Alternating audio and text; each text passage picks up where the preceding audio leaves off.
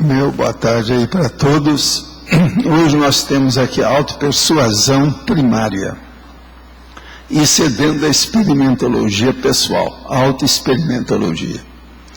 É a condição da consciência ainda insegura quanto à autovivência de certa prática, técnica ou procedimento, quando procura convencer-se da aplicação, da utilidade ou eficácia dessa mesma, desse procedimento, expondo-se repetidamente, tentando reafirmar sobre o assunto.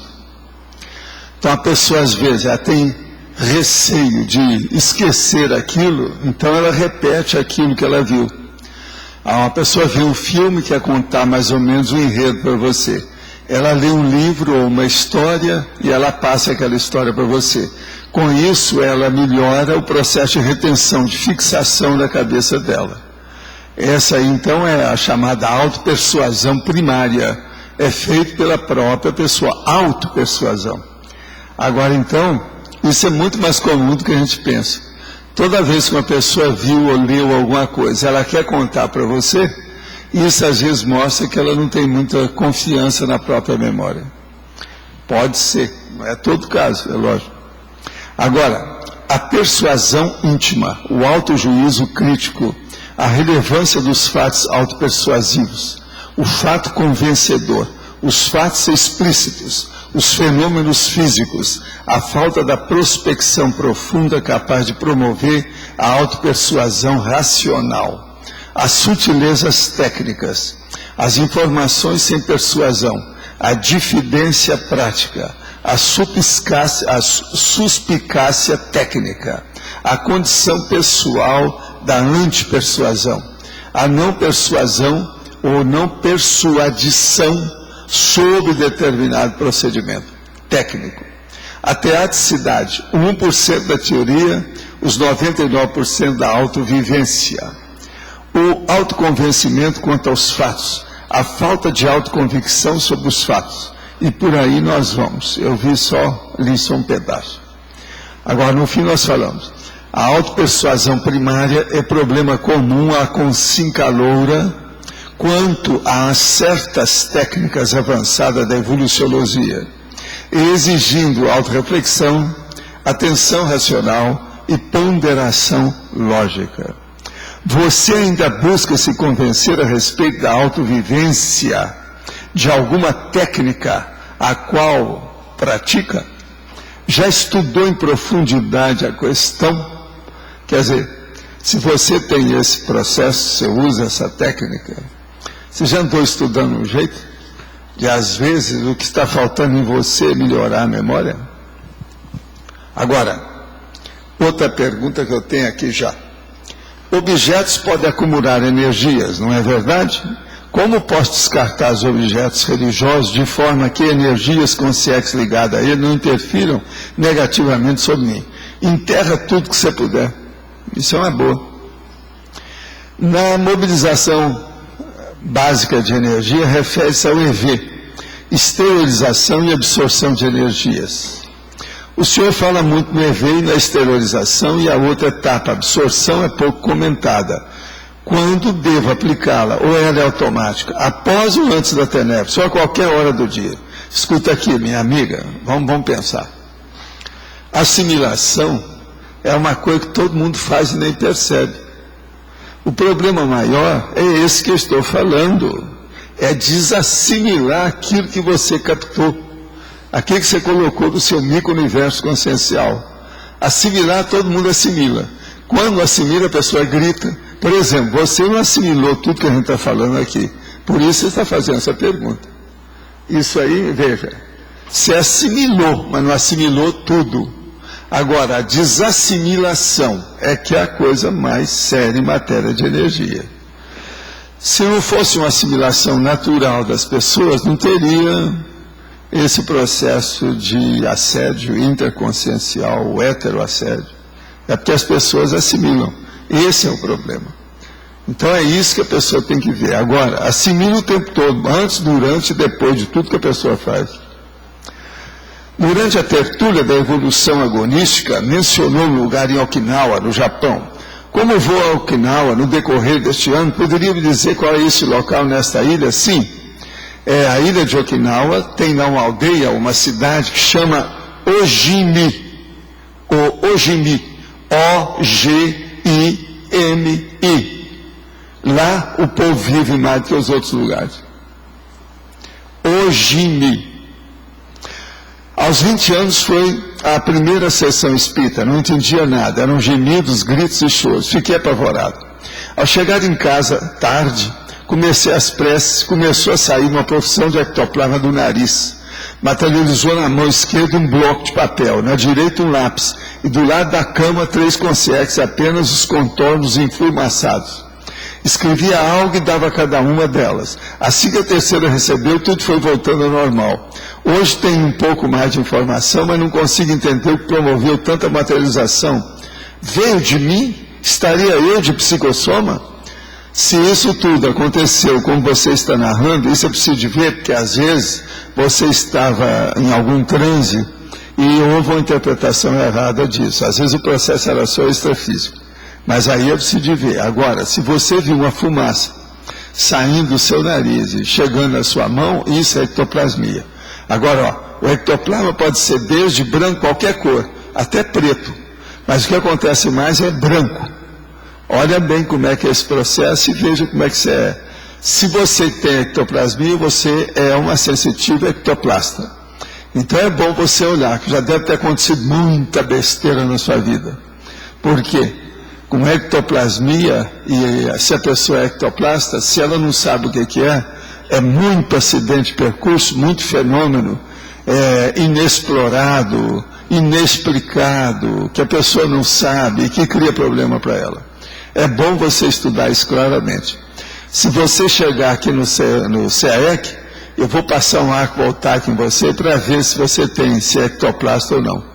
Eu posso te dar o meu diagnóstico. Atualmente não estou cobrando nada de ninguém, não é assim?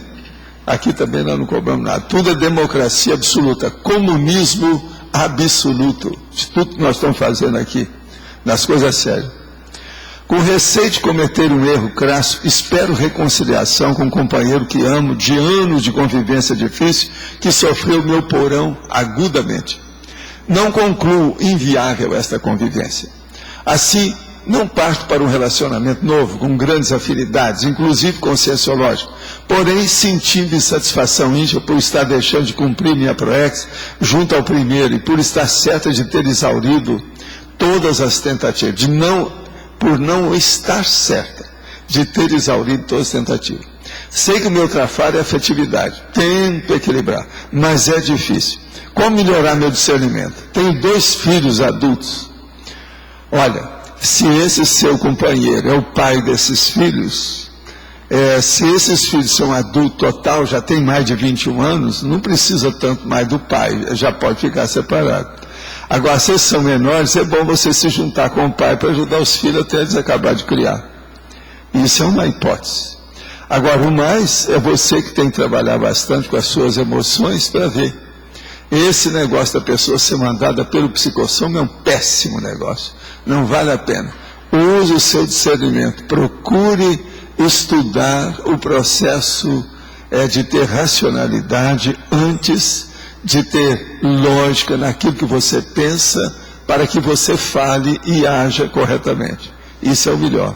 Você não vai perder por dispensar tempo, emoção, esforço, ideia, nesse sentido de passar todo o seu trabalho para um problema mais sério. Isso aí vale a pena. Eu quero dizer para vocês que esse verbete, como eu estava falando aí, é 1113. Hoje é 13, sexta-feira. Quer dizer que é um dia que alguns acham que falta sorte, outros acham que tem muita sorte. É de azar ou é de sorte? Hein? Sexta-feira de ontem. Pois é, foi tudo próximo. Agora, eu estou falando no dia, que é o sábado, entre o dia 13 e amanhã, que termina o horário de verão. Meia-noite amanhã, vocês mudam os relógios. De modo que a situação é essa. Eu conto com vocês nesse sentido. À meia-noite amanhã, acaba o horário de verão. Agora, é hoje? O jornal estava falando que é domingo. É hoje? Não é domingo à meia-noite, não. Eles acabaram de falar na televisão. Não é não, né? Então a pessoa errou. Eu vi no jornal que é hoje, sábado, meia-noite. Agora, na televisão eu acabei de ouvir lá, antes que eu fiquei em dúvida. Eles falaram que é amanhã, domingo. Você também viu que é domingo? Não, domingo é a 1 minuto do dia. É isso, 1 minuto. Então quer dizer que é hoje, gente. Vocês estão perdidos. Tem que mexer tudo, os relógios hoje. Não tem saída, tá certo? Então aproveite, porque o verão termina à meia-noite, é isso? Tá certo? Agora, de modo geral, então, vamos então estudar esse processo. Eu quero lembrar vocês que persuasão e persuadição quase sempre é a mesma coisa, tá? Eu estou usando os dois termos aqui, que é para melhorar o problema do erro lógico, tá certo? Ampliar a cabeça do povo. Pode falar. Eu queria entender se a autopersuasão, ela abrange, do verbete, né, primária, ela abrange também a questão das teorias.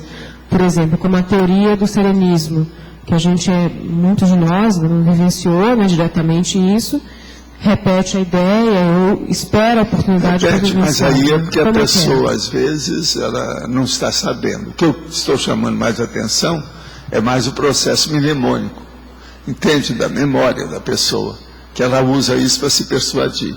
Agora, na questão do serenão, pode ser também que ela está tentando se persuadir com o processo, tentando saber. Porque as coisas da mateologia, as coisas obscuras, são problemáticas, né?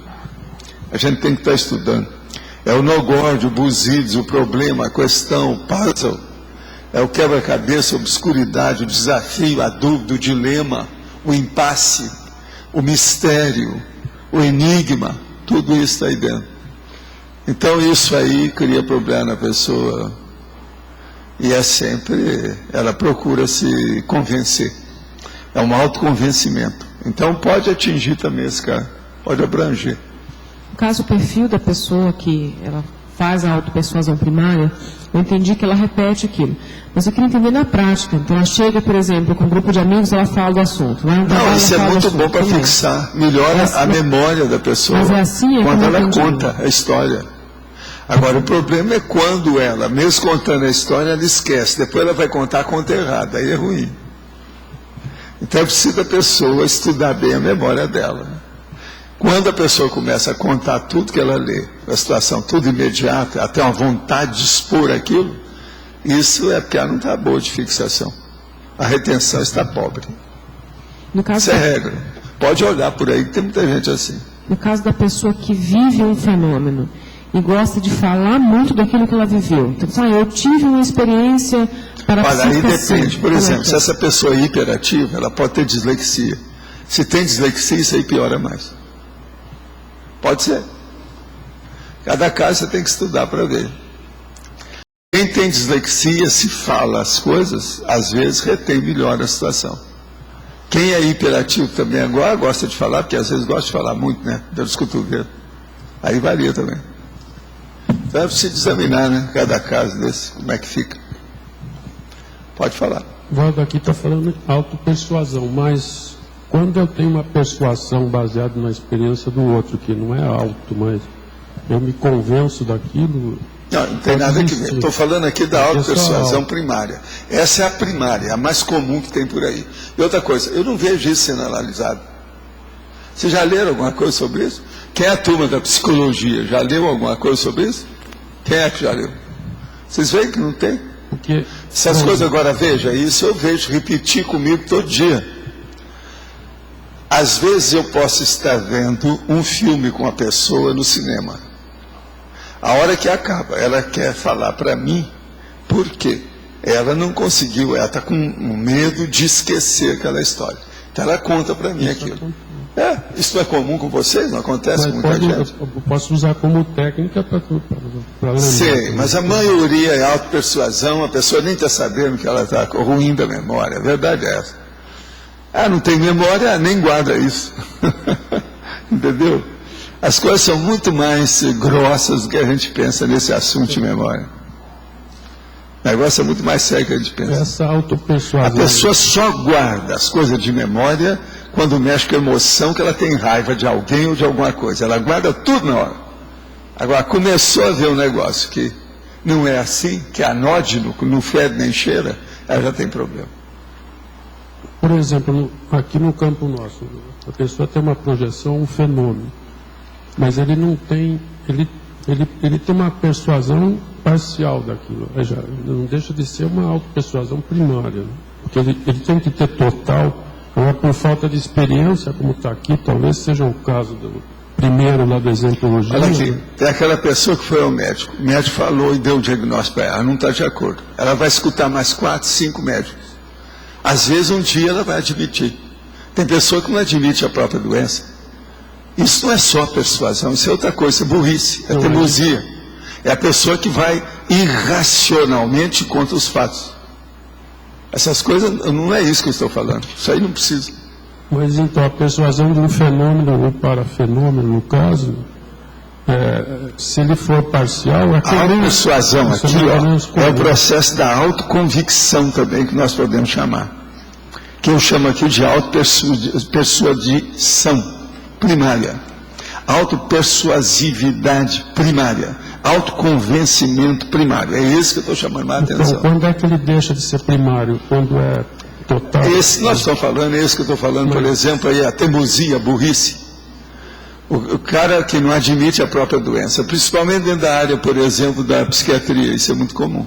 Mas quando se interpreta... Todos os amigos, todas as pessoas da família, 5 médicos a falar que a pessoa tem a doença tal.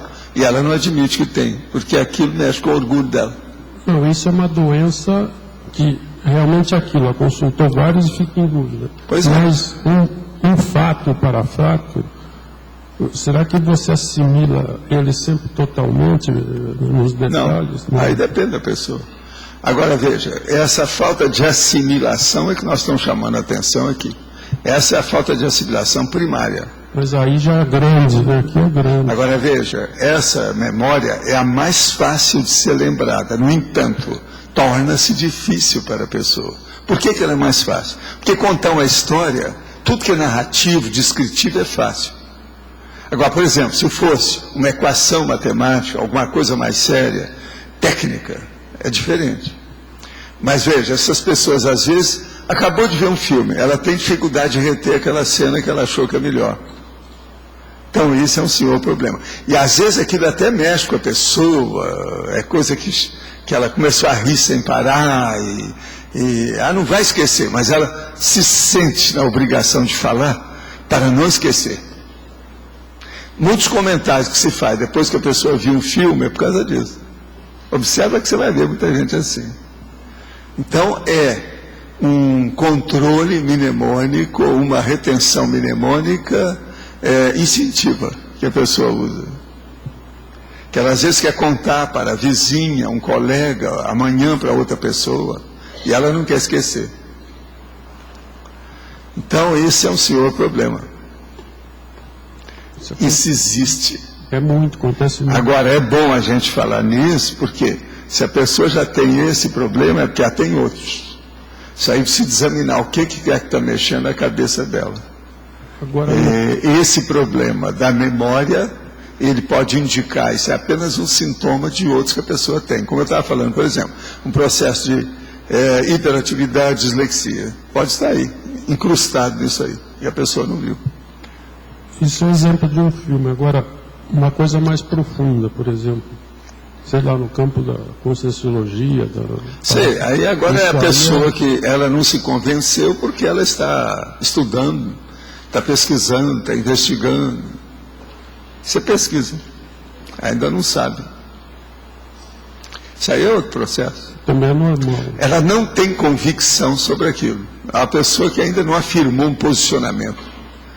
Ela não sabe o que falar sobre esse assunto. É aquilo que eu falo aqui, que eles me perguntam, assim, ó, nisso aí eu não tenho nenhuma competência para falar que eu não sei.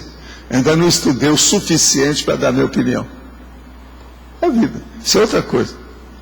Agora, essa aqui de hoje, que é a coisa séria. que é muito primária, assim as pessoas vão começar a dar valor para a sua hipomnésia. Isso aqui é uma das primeiras manifestações de hipomnésia que a pessoa tem. Tá certo? A diferença é essa. Aldo aqui, não é? Sim. Aqui. Na frase enfática, aqui no finalzinho que o senhor coloca, ponderação lógica. Você poderia dar um exemplo de uma ponderação ilógica? Sim. Eu falo para você, olha, é melhor você matar o gato. E outra coisa, torcendo o pescoço dele. Isso é muito importante. Olha a lógica, a hora que você torce o pescoço, ele vai morrer. A ponderação não é lógica? Mas agora, tem cosmoética? Não. Não confunda cosmoética com lógica e nem racionalidade. Cada coisa é uma coisa. O que você acha? Tem lógica? Aqui, tem lógica? Tem racionalidade, isso que eu falei? Tem cosmoética? Não, não tem cosmoética, é anticosmoética. A outra questão é a seguinte: você colocou que certas técnicas avançadas da evoluciologia. Quais seriam os exemplos dessas técnicas que iriam exigir essa autorreflexão, a atenção racional? Uma delas tem uma técnica agora que o povo está começando a fazer, 5 horas de autorreflexão. Essa é uma senhora técnica, para a pessoa entrar lá e pensar. Mas agora veja, eu já tenho umas 300 técnicas já dadas a público. São mais ou menos umas 300 até agora. De modo que o problema é procurar. Pega qualquer livrão desse, deu os mil verbetes que você vai encontrar técnica para chuchu.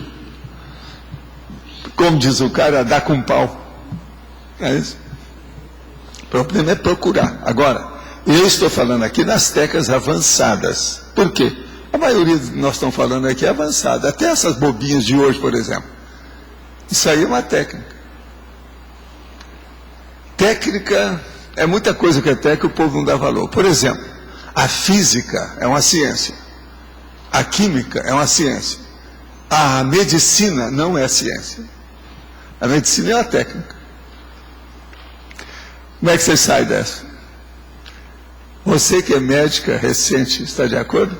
Você que é médica já veterana, está de acordo? Não há ciência médica propriamente, existe técnica médica.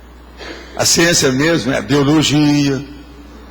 Você está entendendo? Que deriva, a medicina deriva disso.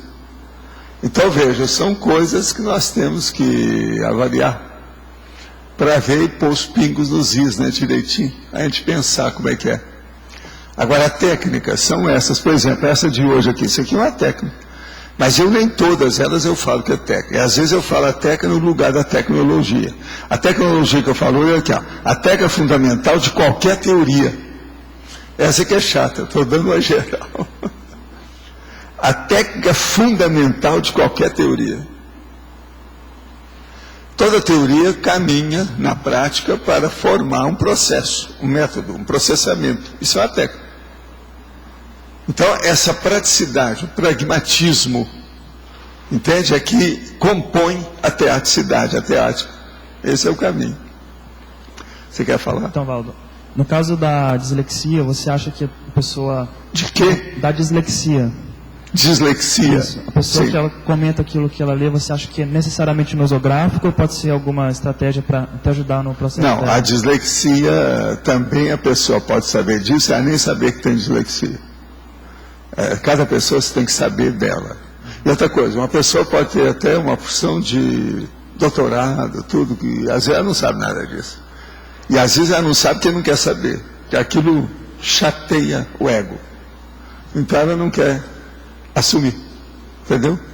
Então isso precisa de ver. Agora, a dislexia, existe graus de dislexia, mais suave, superficial, mais profundo, médio, etc. Tudo.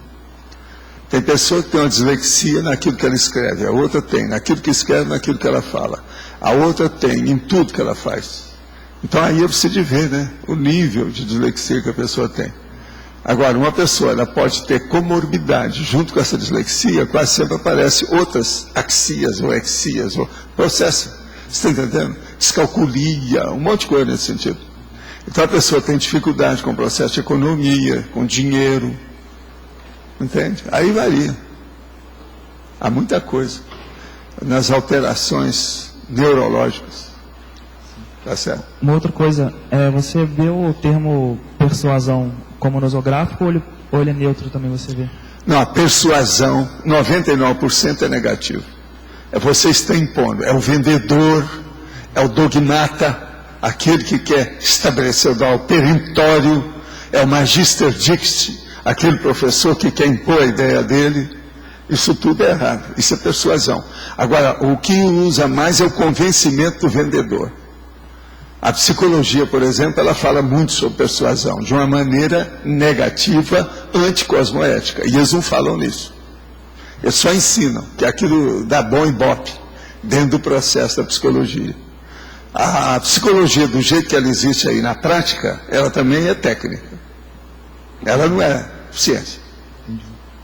E como é que ficaria então, que no caso da antonimologia tem a autopersuasão pacífica? Como é que seria? A autopersuasão pacífica, por exemplo, a mãe que ensina para a criança: meu filho, você não pode pegar no cocô e pôr na boca, isso não é bom. Preciso explicar mais? Não, eu gosto de usar meus ganchos técnicos para não haver muita meio termo, assim. A pessoa vê logo que deve ou não. Você não acha que tem que persuadir essa criança? Ela não está sabendo. Então, essa que eu estou falando. 99% às vezes é negativo, mas tem 1, 2, 3%, sei lá, né? Aí varia, né? A gente tem que entender que... E a mãe é que tem que cuidar da criança. Essa criança vai aprender isso com quem? Às vezes vai falar com a outra criança, vai ser pior. Aí que a outra criança vai abusar dela, fazer outras coisas. Mas, tá claro? Quem é que tem microfone aí? Tem alguém que tem microfone, não? Todo mundo já está sabendo tudo sobre a autopersuasão primária. Tudo é autoexperimentologia, é coisa rápida. É tudo persuadido. É incrível isso. É. Sem querer, sem querer. Olha só, aqui deixa eu pegar aqui primeiro na página 11, na paradoxologia. O paradoxo da vasta erudição teórica com lastimável inexperiência prática do teoricão.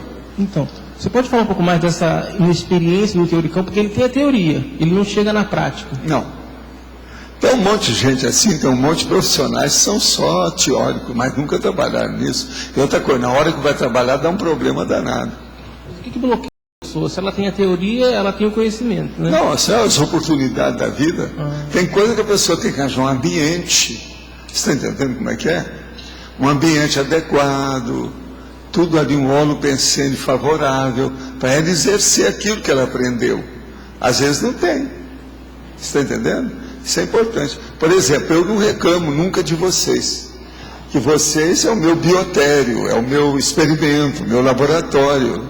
Entende? Vocês pensam que sou só eu que sou cobaia? Não. Vocês todos são para mim. Agora, nesse negócio eu ganho, porque sou eu contra 500, contra 1000.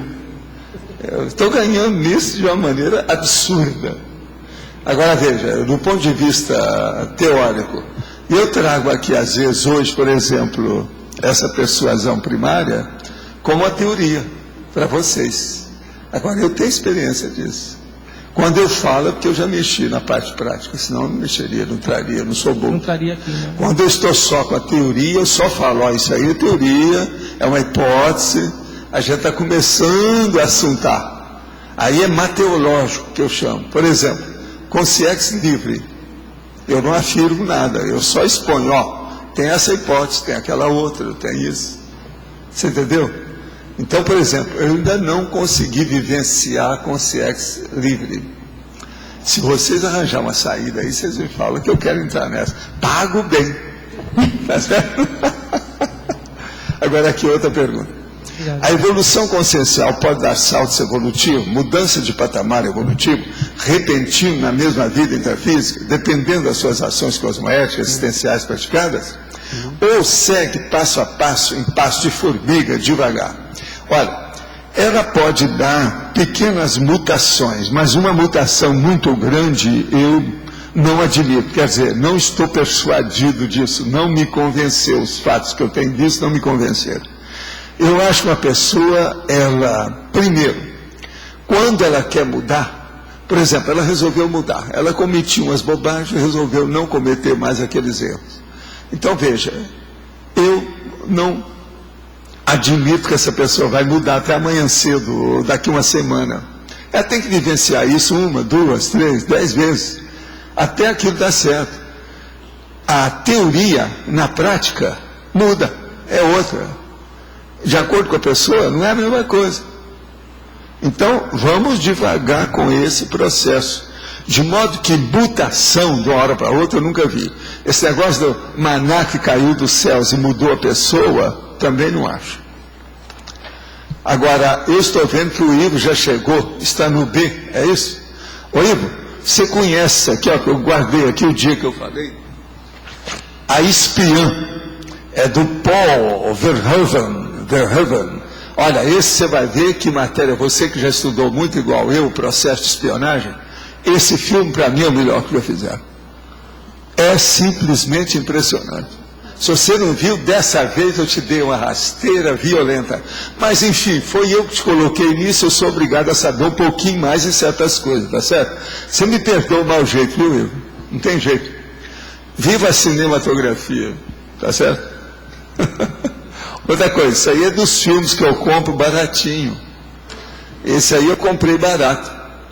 Parece que ele agora está mais fácil, porque já chegou na mão dos outros. Agora, ó, ele tem 2h30, se prepare, leia bem como é que é. Esse, o Verhoeven, sabe o Verhoeven, que eles falam lá, esse cara não é de jogar fora, não. Eu acho ele melhor do que aquele outro lá.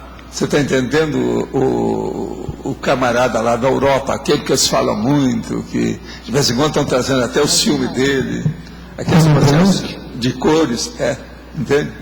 Eu acho isso aí muito bom. Agora, ó, os atores também aqui são de tirar o chapéu. Você chegou a ver o filme? Você viu, né? Então, ó, ele viu. Qualquer coisa, conversa aí com ele aí na sua frente, dá um jeito. Agora aqui, uma última pergunta. Você poderia explicar melhor a suspicácia técnica e diffidência prática, quarta linha? Não. Essas palavras seria bom você ver no dicionário, que vai ajudar você. Essas são das tais que eu não falo, né? Eu já expliquei uma delas, que é a mesma coisa, mas essa aqui não. Suspicácia, isso aí eu já falamos tanto aqui, né? Mas é até uma opção de coisa, né? É uma suspeita, a pessoa assim desconfia. Quer dizer, o cara nascido em Minas Gerais, que está estudando a técnica. Agora, a diffidência, sai dessa. Pois é, a desconfiança. Olha, o Arlindo está fornecendo todos os dados aqui. Tudo certo aí na frente. De modo que ele está certo. É isso mesmo. Agora, quem é que está falando para você? Pode falar. A falta da prospecção profunda é capaz de promover a autopersuasão racional. Queria que você falasse mais sobre isso. Onde é que está? No final da segunda linha da fatologia. A falta da prospecção profunda é capaz de promover a persuasão, autopersuasão racional.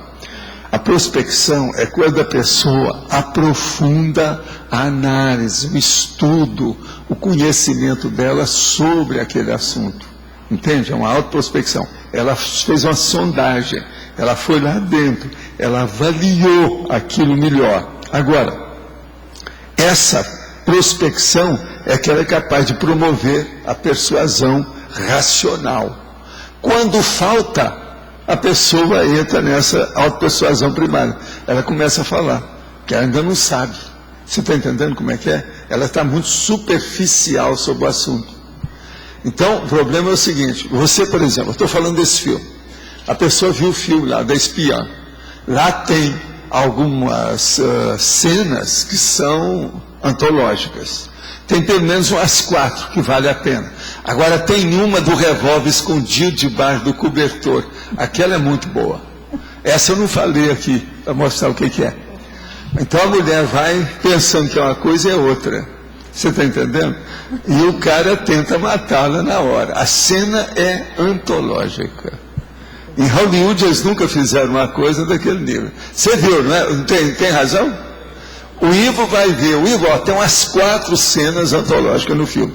Então veja, num caso desse, se a pessoa não tem uma boa memória, o que ela vai fazer? Ela sai dali, a primeira pessoa que ela encontra, ela vai contar, você há de ver o filme que eu vi, que está falando isso, e vai contar com todo o detalhe para ela fixar. Quando ela conta, por exemplo, 1, 2, 3 pessoas, nunca mais vai esquecer aquilo. Aquilo já vai ser um gancho didático. Se ela der aula, igual que eu dou, por exemplo, ela fixou o trabalho. Eu, por exemplo, quando era mais moço, usava esse recurso. Hoje eu não preciso mais.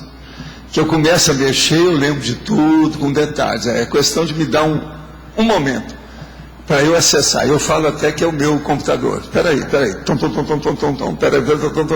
Aí eu chego lá. Você entende? Mas isso é por causa da prática. Eu criei uma porção de rotinas nesse sentido. Entendeu como é que é? Então isso pode ser positivo também, no caso. Porque a pessoa vai ajudar... positivo sempre é. Isso não é negativo. Se o tema da pessoa é positivo, não tem nada. Se aquilo expande a cognição, o conhecimento das pessoas, ele é positivo. Mas agora, se tiver assim, é cosmoético, como é que é, eu não sei, né? Aí tem que examinar. Tem pessoa, por exemplo, que só vê o mal. Só vê as besteiras que ocorrem. Então essas gostam de ver só comédia ou filme de terror. Está entendendo? Eu, por exemplo, eu não gosto nem de comédia nem de filme de terror. Mas também dramalhão à toa. Por isso não, porque isso aí já vira comédia. Um drama, quando ele aumenta demais, ele fica de comédia. Ele fica negativo. O povo, em vez de ver a coisa séria, começa a rir. Por causa do excesso. Aí, por que você colocou que é nosográfico o tema? Esse aí é nosográfico, porque é mesmo. A pessoa não tem boa memória, isso é uma hipomnésia. É um processo dentro da holomnemônica que nós chamamos. Quer dizer, todas as memórias da pessoa têm uma lacuna aí dentro. Senão ela não precisaria de fazer isso. É bom ela utilizar isso para expandir, mas é nosográfico porque o ideal é que ela já não E é bom ela saber disso, para ela prestar atenção naquilo que ela viu. Então ela pensar 2 vezes, uma segunda pensionização. Ela não precisa falar para ninguém, mas ela retém, ela vê todos os detalhes daquilo que aconteceu. Num caso desse, o ideal, quando a pessoa, por exemplo, está vendo um filme, que é esse exemplo que eu estou dando, e ela continua vendo o filme, o ideal é ela parar para pensar ali. Qualquer coisa põe a pausa, se for possível, se ela está vendo um filme que é ela mesma. Se não for, ela deixa correr o filme e presta atenção naquilo que ela viu, para não esquecer. Entende? Se for o filme que está passando ali, é um problemão, porque depois ela não pode voltar atrás. O ideal é gravar o filme. Tem um jeito de gravar hoje, você sabe. Esse processo todo, mesmo aquele que aparece num canal fechado, pode gravar. Qualquer tipo. Né? Tem outra coisa que você colocou também na patologia, deixa eu ver. Na 5ª linha, de baixo para cima. A pesquisadora coaguladora na vivência... Não, a pesquisadora coagulada na vivência técnica. Ela é o seguinte, ela pesquisou, mas ficou parada dentro do processo. Ela não sai dali, ela está congelada. Por isso que faz, estagnou. Parou tudo. Você está entendendo? Ela não saiu daquilo. Está faltando um ar. Oxigênio novo, respirar fora. Você está entendendo? É isso que está faltando aí. Às vezes tem pesquisador assim, ela parou naquilo, não saiu daquilo. Agora, tudo caminha. E hoje não pode ser assim. Hoje uma pessoa que fez pesquisa, se ela não acompanhar a internet, ela fica démodé, ultrapassada. Ela fica fóssil em pouco tempo. Entende? Ela tem que acompanhar para se atualizar. Senão não vai. Em qualquer área. Porque tudo hoje tem técnica. Então é preciso a pessoa estudar. Tá certo? Pode falar, Tânia. Continuando essa questão da nosografia do verbete. Sim. Então, tem a autopersuasão primária, que é a nosográfica. Tem. Aí teria uma autopersuasão avançada, que é isso que o senhor coloca aqui na frase enfática? É isso? É. A autorreflexão, atenção racional, a pessoa mesmo ponderação lógica. E outra coisa, ampliando o posicionamento, o ponto dela, as afirmativas, a assertiva pessoal. O que mais? Porque você já respondeu para ela, eu só peguei o finalzinho. Porque eu achei estranho ser nosográfico, mas aí eu vi primária, estava qualificado. Não, e não é isso. Ela é nosográfica mesmo, porque é uma, vamos dizer, hipominésia. Esse aqui é o diagnóstico. Pode estar certo que é hipominésia. Mesmo que no final reafirmasse sobre o assunto. O final da definição. É a afirmação, mas veja. Mas a pessoa, por que ela não faz isso sem precisar de falar? Ela pode reafirmar para si mesma, calada. Tá. Ela fala que falando a pessoa retém muito mais do que pensando. Todo mundo sabe disso. Outra coisa, se eu começar a expor fato, muitas vezes chega num ponto que o contrário, você vai enjoar do fato. Você vai ficar saturada dele, você não quer nem ouvir falar mais naquilo. Então a retenção já passou da conta. E como é que a gente pode fazer o coletivo? O ideal é a pessoa Como saber é que julgar gente com fala? equilíbrio as retenções que ela faz. Julgar com equilíbrio, saber até onde vai, aquilo que interessa a ela, de acordo com o percentual da qualificação da memória. Minha memória precisa disso, minha memória não precisa disso. Por exemplo, eu não preciso estar repetindo as coisas. Quando eu vejo uma coisa e vou falar com a pessoa, é devido àquela pessoa que vai estar lá, que eu estou falando. Isso aí é o meu processo didático. Mas não é autodidático para eu mesmo. Não é. Eu não viso isso. Não é por aí. Entende? Agora, gente, por aí é que a gente vê. O processo de reflexão varia demais de pessoa para pessoa. A reflexão do Arlindo é uma, a minha é outra. A do Alexandre é outra. Tudo depende da nossa experiência. A experiência pessoal de cada um. O tipo de retenção que tem aí. Como é que é feito isso? E aí é que entra o processo da compreensão, o problema da assimilação, a rapidez da assimilação ou não. E outra coisa, a associação de ideias que tem isso, qual a comparação que você vai fazer? Por exemplo, quando tem uma ideia nova, ela entra na sua cabeça de uma maneira assim, simples, ou ela entra e causa aquela rebordosa danada? Por quê? Você quer comparar, saber tudo que tem, que a ideia é nova. Comigo é sempre assim. Quando entra a ideia nova na minha cabeça, levanta a poeira de tudo. Eu não admito uma entrada simples. Você está entendendo? Pacífica, não. Comigo toda assimilação é belicosa. Eu não vejo outro jeito de não ser. Pode falar. Professor, não sei se vai sair um pouco do foco aqui do verbete. Não, nós não cobramos nada. Então tá bom. Não. A questão da definição e alguns exemplos da fatologia, eu achei que podia cair a questão do TOC, transtorno obsessivo compulsivo, que podia cair aqui no verbete. Mas o TOC hoje, ele está muito complexo, né? A situação é muito mais séria, né? Porque o que eu tinha pensado? Quando o senhor fala na definição, né, da consciência ainda insegura quanto à vivência de certo procedimento, expondo-se repetidamente, tentando reafirmar-se sobre o assunto. Sei, mas veja, às vezes a pessoa não tem nada de toque. E se a gente colocar o toque hoje está muito complexo. Por exemplo, lá no Monk, às vezes, na introdução que eles fazem, repete, ele pega um negócio com água quente e limpa a escova dele. Você veja, o negócio está tão por fora de tudo isso. No entanto, aquilo é toque, ele está certo. É uma das coisas sérias de lá, é justamente lavar a escova, que está cheia de bactéria. Principalmente se tiver a 1 metro do vaso sanitário. Eu expliquei isso aqui, né, para vocês. Que uma das questões de possibilidade, de hipótese, né, é que tem essa hipominência por cima, tipo a ponta do iceberg, que justifica todas as outras patologias. O que eu estou falando é que é muito mais sério do que o toque. É o processo da dislexia devido à hiperatividade. Entende? Aí a dislexia tem muita gente que é disléxica ou hiperatividade que gosta de contar o fato. E outra coisa, eu ainda não falei aqui, mas sou obrigado a falar agora para clarear isso mais. As pessoas preguiçosas em registrar os fatos, elas repetem para os outros. Essa repetição equivale a escrever no papel para não esquecer, ou digitar no laptop. Então, quando ela não digita, dá isso. De modo que isso tudo a gente tem que levar também em consideração. Tá certo? Só a preguiça. Aqui uma pergunta. No caso da dislexia, pode-se dizer que a técnica da circularidade seria uma terapêutica adequada? Até um certo ponto, mas não é o ideal. Da dislexia, o ideal mesmo é a anotação. Faça anotação para você ver em que você é mais disléxico. Porque, com o passar do tempo, a dislexia vai diminuindo, e aquilo fica encantoado. As coisas que a pessoa erra mais. Então, se ela localizar, identificar isso, ela supera a dislexia.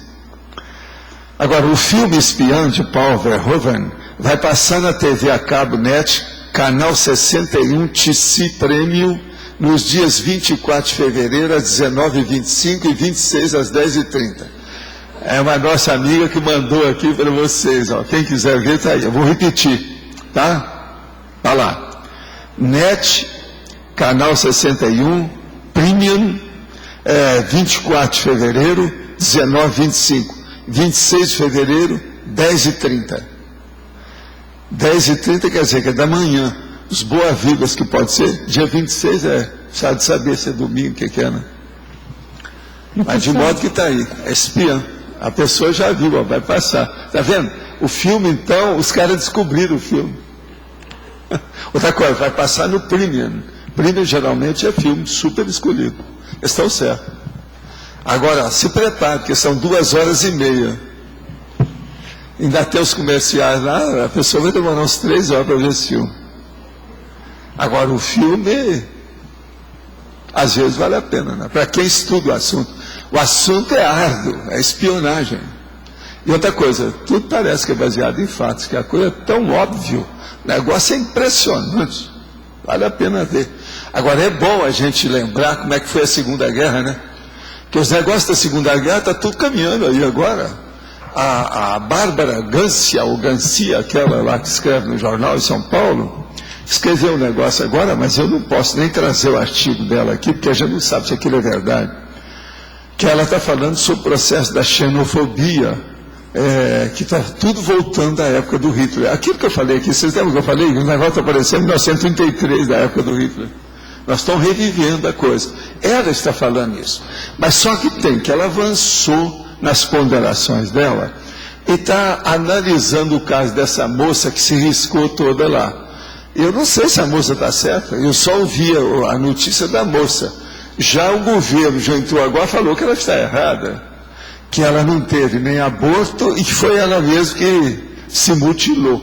Então é preciso examinar se isso é verdade. Não sabe. Mas agora, por exemplo, com referência a esse caso do Batiste que eu falei, a Bárbara não tocou nesse assunto. Mas agora, o problema que a gente vê é o seguinte: os sul-americanos, inclusive os brasileiros, estão sendo mal vistos na Europa, em alguns países, devido à crise, devido ao processo da competição, essa coisa toda. Então, já viu, a xenofobia está começando a aparecer de novo, os processos de nazista, essa coisa toda. E com a crise, a tendência, vocês sabem, as etnias começaram a ficar empolgadas na autodefesa do problema. É o que a gente está vendo aí. Nisso, a Bárbara está certa. Agora, eu só acho que ela avançou um pouco, tirando conclusões a respeito dessa moça. Se essa moça, por exemplo, o artigo dela saiu ontem. Se essa moça, por exemplo, o governo estiver certo, ela que está errada. Então, isso aí não é bem assim. Mas agora, outros casos já estão ocorrendo com o processo. O brasileiro é considerado sul-americano. Sul-americano é outra espécie. É por isso que eu falei aquele caso do Batiste, que é muito esquisito. Um país da Europa, ele fica lá muito tempo, ninguém reclama. Agora ele vem para o Brasil, o povo dá o conta e reclamam. Quer dizer, essa eu não entendi até agora. Agora, isso se for verdade, isso que eu falei, a xenofobia já não é do povo, é do governo. É todo mundo na Itália. Se isso aí for, como é que fica? Pois é, agora, uma Itália que tem o Berlusconi, tudo é possível, né? Eu já falei isso aqui. Agora veja, esse aí, vamos ver o que está acontecendo na Suíça. Agora, Foi muito bom esse negócio da moça, seja errado ou não, que já veio a furo todas as bobagens políticas desses neonazistas da Suíça. Já publicaram uma série de emblemas e cartazes dele contra tudo. Negócio mesmo de xenofobia aberto na Suíça. Então como é que fica isso? Então agora é hora da gente ver nesses próximos anos o processo da xenofobia do jeito que começou na Europa. A Bárbara fala, está tudo de novo, está começando tudo de novo na época do processo. Realmente, isso aí é um perigo. Então, por isso que a gente está pondo a boca no trombone aqui, ó, para falar essas coisas, para a gente alertar todo mundo. Quem for viajar aí para a Europa, lembrar disso, cuidado, que agora tudo é possível. Professor, aqui, na B. Pode falar. Quando o tema, né, leva à autorreflexão, né, a questão é levar à autorreflexão, né, para sair dessa condição de autopersuasão primária. Mas também não entraria aí a questão da vigilância pensênica, porque eu estava vendo, não tem falando a respeito dos pensenes no verbete. O que você quer com o pensene nesse caso? Pensene é tudo que você faz, entra pensene. Aí nesse caso, por que é interessante? Eu quero saber por que você está lembrando disso. Porque senão a pessoa vai começar a fazer autorreflexões sem levar em consideração que naquele momento ela também precisa ter um pensene mais sadio, ela não pode ficar tendo autorreflexões Pois é, mas veja, isso aí já existe por causa disso. Mas o pensene está em tudo. As pessoas são assim porque elas não têm linearidade de pensamento. É o pensene. Ela não tem um pensene cosmolíneo, um pensene linear, reto. Entende? Por isso que elas são assim. Mas isso, ó, é a maioria dos processos mentais de todo mundo. Processos mentais patológicos, doentios. É porque a pessoa não pensa linearmente. Ela não racionaliza o que ela pensa. Ela não põe logicidade no que ela penseniza. Entendeu o que quer dizer? Então se coloca tudo melhor. Então não é só para a autopersuasão primária, é para tudo que tem patologia da cabeça. Sabe? É a chamada psicopatologia, atrás da testa. Agora, existe a parapsicopatologia também, que é atrás da testa. Que é essa, por exemplo, que a pessoa não sabe usar as energias, o fronto chakra, o corono chakra, que dá tudo para trás. Também, aí é pior ainda. Aí já é o N do pensene. Aqui não, aqui é o PEN do pensene. Se nós formos analisar pelo PEN, o SEN e o N, você vai ver que isso tudo acontece. Alguns casos desses, uma boa parte deles são N. É emoção, é a energia. Mas uma boa parte, talvez, a que domina mais, é o SEN, que é o sentimento, é a emoção, é o instinto da pessoa. No caso, o verbete estaria mais ligado à questão do SEN, porque ainda não chegou Pois é, que ainda não chegou lá, você está entendendo? Mas é que aqui no caso não interessa muito. O problema é ver se a pessoa entra na experimentação dela. Isso é que é a coisa mais séria do assunto aqui. Agora, você vai olhar que na interdisciplinologia, eu falo de autoexperimentologia, mas falo na autodiscernimentologia, autocriticologia, falo sobre a descrenciologia, entende? E a autocoerenciologia. O problema todo é a coerência. Agora, a coerência, a gente não pode falar das pessoas de modo geral. Eu nem recomendo vocês não pensar muito nisso.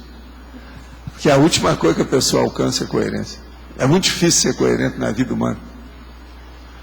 E outra coisa, quem fala muito nisso são os amparadores. Se eles não perdoassem e entendessem a incoerência da gente, nós não teríamos amparador. Então isso mostra que a maioria de nós todos somos incoerentes.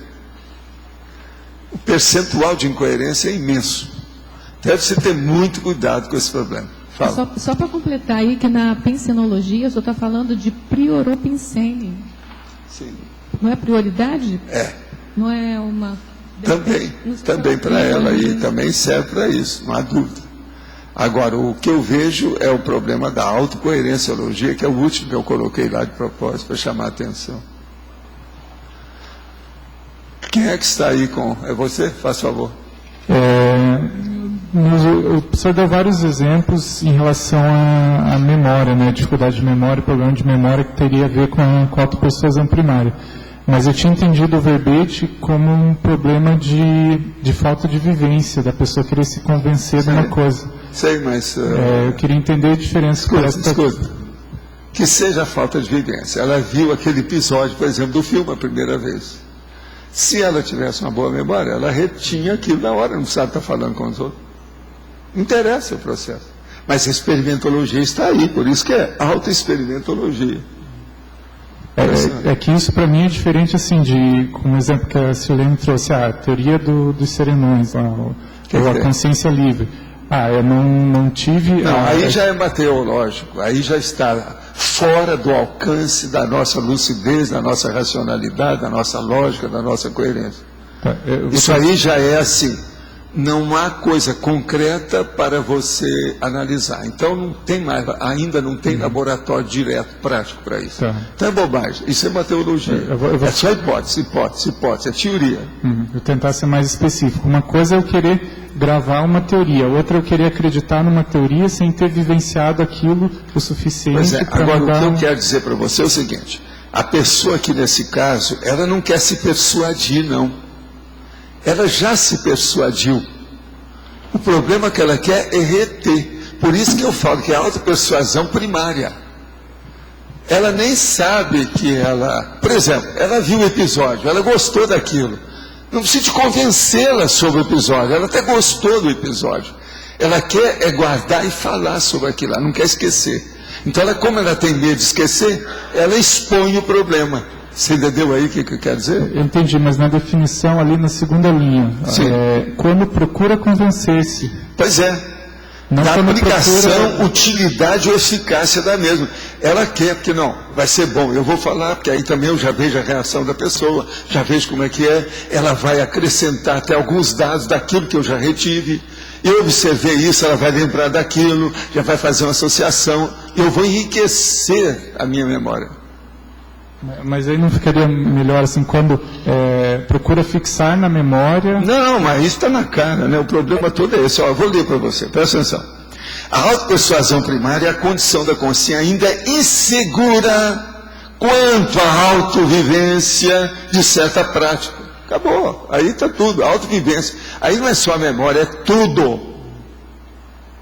É a associação de ideias, tudo entrou aí. Você está entendendo? Mas a memória é a básica. As pessoas geralmente fazem isso cada memória.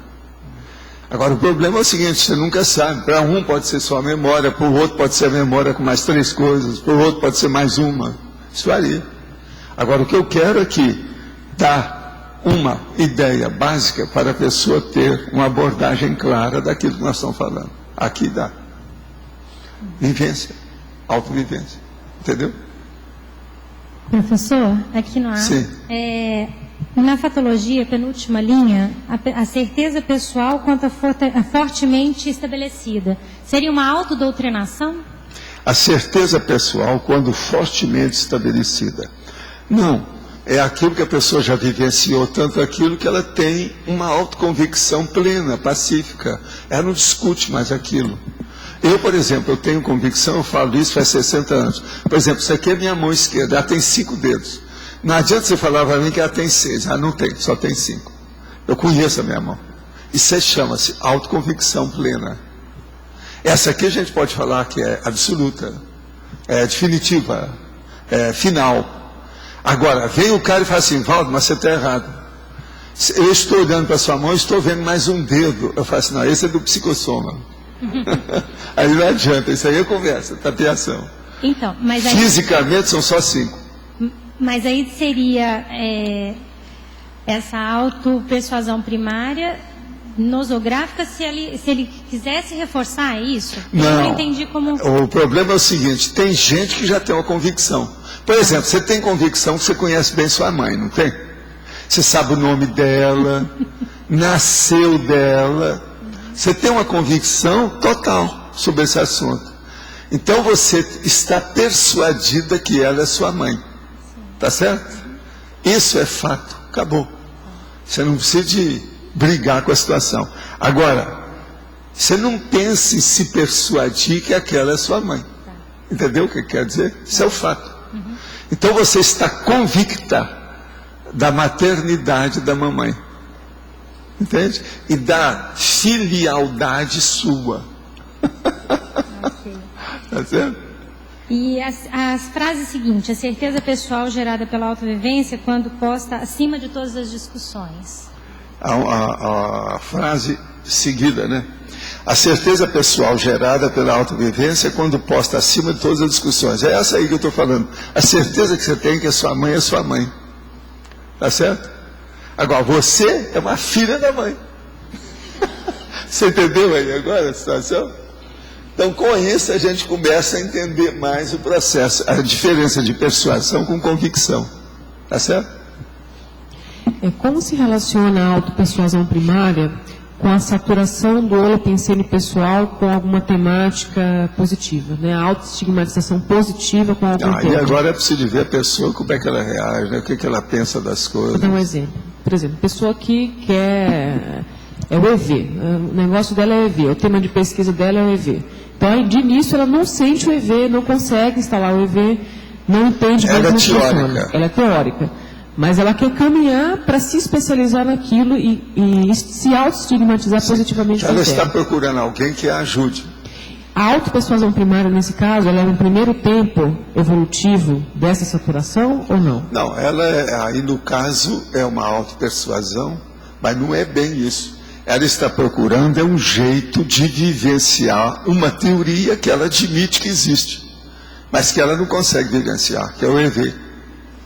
Então, isso aí não é bem persuasão não só. É. Não. O problema aí que ela está procurando é ver a parte prática de uma teoria que ela conhece, que ela ainda não admitiu, que ainda não dominou, que ainda não chegou lá. Agora, ela falando naquilo, expondo, pode ser que ela está esperando que aquilo vai melhorar. Agora, o problema é ela fazer a prática. Né? Vai lá no laboratório do EV, das energias. O que eu não compreendi, Val, a diferença da autopersuasão primária para a pessoa que está numa fase inicial de algo que ela não vivencia plenamente ainda. Por exemplo, uma pessoa que quer ter projeção, que ainda é teoria, mas ela está em vias de conseguir aquilo. Essa autopersuasão, ela tem que usar aquela técnica que eu falo da saturação geral do holopensene dela. Ela falar por tudo que diz respeito à sua projeção na casa dela. No pé da cama ela põe aquilo que ela não entendeu, põe na parede, põe no escritório, põe no banheiro, tudo quanto é lado, processa sua projeção. Ela vai saturar a cabeça dela para alcançar a projeção. E não é autopersuasão primária, então? Isso, até um certo ponto né? Aí nesse caso nós não podemos dizer que não seja, mas veja, não é isso. O problema é uma técnica que ela está usando para poder fazer a saturação mental da cabeça dela sobre o assunto novo, totalmente novo da projeção consciente para ela. Então, para ela, esse processo da praticidade ainda não tem o pragmatismo, a vivência. Então, ela fazendo isso, melhor. Esse aí é uma das técnicas de projeção que eu recomendo mais. É a saturação mental projetiva. Eu posso pensar que a diferença entre essa condição do experimentador que está iniciando, da pessoa que faz a autopersuasão primária, é a pessoa de lucidez que ela aplica? Porque esse caso parece ser a pessoa meio instintiva. Nesse não, caso, isso aqui é técnica. Muito comum. Agora, o caso que nós estamos falando da projeção já é uma coisa mais técnica, mais séria. Mais lúcida. E é menos gente. Isso aqui não, isso aqui é comum. Isso aqui ocorre com o instinto das pessoas. Já a projeção, não. Essa que eu estou falando é mais séria. Aí já entrou uma parte técnica mais séria. Aqui não. Aqui não tem técnica nenhuma, é tudo instintivo. É um processo primaríssimo mesmo. O limiar primitivo. É a lucidez da pessoa ali, e o pragmatismo dela que diferencia essa pessoa. Isso é que manda. Qual o nível de lucidez? Né? Varia muito.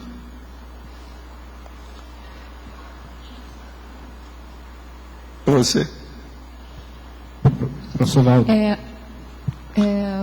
Tem acho que é o Vygotsky que fala, né, que a criança ela organiza o pensamento a partir da fala. O que o senhor está falando aqui é da gente organizar a fala a partir do pensamento, é isso? Também. Seria uma... Mas organizar a fala a partir do pensamento, Demóstenes falava isso. Ah, é? É. Ele organizava o modo de falar a partir do pensamento. Ele pensava muito para depois poder falar. Entendi. Então, começa a falar baixinho para todo mundo ficar calado, fazer silêncio. E eles vão começar a ouvir, aí você fala alto. Então, aí a minha pergunta é assim, ó, no caso da pessoa, que no caso nosográfico, né, que o senhor está colocando aqui, da autopersuasão primária, eu posso considerar que é uma síndrome do infantilismo ainda, que a pessoa, o senhor falou, acabou de falar que está primária. Mas não é bem síndrome do infantilismo, não. Aí é mais uma síndrome, se você vai colocar, da hipomnésia. A coisa mais séria é essa. Agora, ó, hipomnésia aí não quer dizer tudo, não. Por isso estou falando uma síndrome. Não tem... Pode ter dislexia, pode ter um monte de condições nisso aí que a gente não sabe para onde vai. Eu imaginei que era do infantilismo porque a pessoa que é adulta, que precisa de ficar falando, ou para memorizar, ou para organizar o pensamento, ela ainda está na fase infantil dela, então. Tá, não há dúvida. Por isso mas que eu pensei, às vezes não é isso, infantil, às vezes essa pessoa já tem tudo quanto é PhD. Você está entendendo? E ela é assim, porque tem gente que tem dislexia, que é doutor e é dislexo. Eu? Mas você tem uma opção aí de coisa e é dislexo. Tem um monte de colega meu aqui. Eu não quis me referir a você. Mas isso não quer dizer nada, você pode ser doutor e ser infantil do mesmo jeito. Mas veja, você não é infantil. Eu acho que eu não sou, não. Agora, há aí uma fissura. A fissura, nesse caso, é neurológica. E o caso pode ser psiquiatra, psíquica. Tá certo? Quem é que não tem? O dia que vocês descobriram uma cabeça boa, que não tem fissura nenhuma, desconfie que deve ser um serenão. Desconfie. Essa é uma das técnicas de identificar o serenão. Professor, aqui no final da segunda linha da fatologia, tem aí a falta da prospecção profunda capaz de... Eu já falei nessa, né? Pois é, eu sou retardatário hoje. O que é que você não estava aí? Você é retardatário? Ah, sei. Então vamos falar, né? Vai retardatário tudo. Não tem jeito. A falta da prospecção profunda capaz de promover a persuasão, a autopersuasão racional. Então veja, é justamente o que acontece aqui. Falta que a pessoa aprofundar, ela fazer uma sondagem mais séria daquilo que ela está falando. Porque ela viu, eu estava comparando aqui, dando o exemplo de um episódio, por exemplo, uma cena num filme. É a primeira vez que ela viu o filme, então ela viu que ela quer guardar aquela cena. Você está entendendo? Ela não tem ainda, não sondou aquilo, é a primeira vez que ela vê o filme. Então, por exemplo, se ela tivesse visto o filme, como tem cara louco aí que vê 20 vezes, ela já teria feito uma prospecção profunda do assunto. Ela já teria decorado até o filme inteiro. Você está entendendo? Aí é de cor, fazer o negócio da decoração. Mas então, essa falta da prospecção profunda essa prospecção é que poderia promover a autopersuasão racional. Então eu entendi errado aqui, porque do jeito que eu tinha lido, eu achava que essa falta da prospecção poderia ser capaz de promover. Até aí está o contrário, mas eu de vez em quando eu torço o pensamento para vocês poderem pensar um pouco mais, né? É muita gente com preguiça, né? Né? Não se pode pôr tudo limpo, não. De vez em quando é preciso parar. Eu mesmo coloco vírgula para a pessoa pensar. Entende? São os mataburros. Para evitar que a pessoa caia no mataburro real. Então você faz o pit stop. Tem pit stop é para o cachorro fazer xixi e segurar o território dele. Às vezes é necessário fazer isso na cabeça. Você está entendendo? É o pit stop. No caso é dog, pipi dog, chama pipi dog, não é isso? Pipi dog, é o pit stop. Pode falar. Professor, aquela pessoa que tinha uma ótima memória, aí com o tempo a memória dela vai ficando ruim, tem alguma técnica para que a memória dela volte assim, ser como era antes? O problema é preciso saber por que a pessoa perdeu a memória. A primeira coisa é essa. Tem que localizar e identificar qual a causa disso. Agora, olha a idade da pessoa. Você está entendendo? De onde é que veio, por quê, de que modo que é. Agora, aí depois é que tem que atacar o processo para melhorar a memória.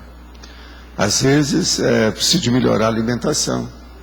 Uma pessoa, por exemplo, ela comia carne a vida inteira, desde que nasceu, de uma hora para outra. Ela começa a fazer como que aconteceu comigo.